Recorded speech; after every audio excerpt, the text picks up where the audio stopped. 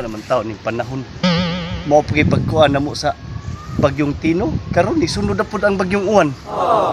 Sus, payag ra ba to akong gipuy-an? Sakay angay na kong buhaton nga di ma daot akong payag no.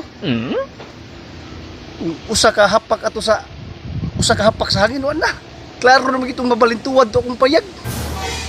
Pagitaan ko ng pamaagi nga di na maunsa akong balay be akong payag.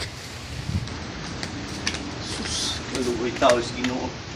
Maunsa lang kaniya kung payag kung maigo di sa bagyong Uwan. Pitir bang gamaya ani? Kita kong pamaagi nga di siya maunsa sa bagyo kay wala ba tay kwarta ikapalit sa materialis pitir bang mahala?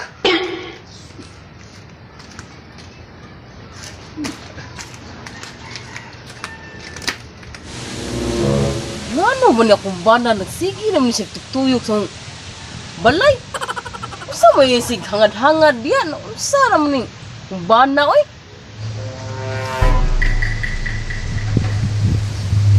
Hoy pukyat! Nayabag na ka diyan. Nagsige naman kag tutuyok na tong payag diha. Usa mo yung sig hangad-hangad ni mo diha. Bay, ari ragon. Ay sigyaw yo diha dali. Na magpatabang ko nimo. Dali loyo. Dali ba, dali. Kay ako'y patabangan nimo.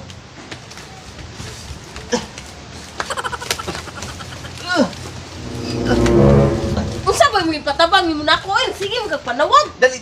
Ato ding ihayang. Ihayang tagi sige abot ang bagyo nga Uwan. Kusog kay hangina. Ngano imo na ihayang? Okay na ito ihayang kay igabot sa bagyo.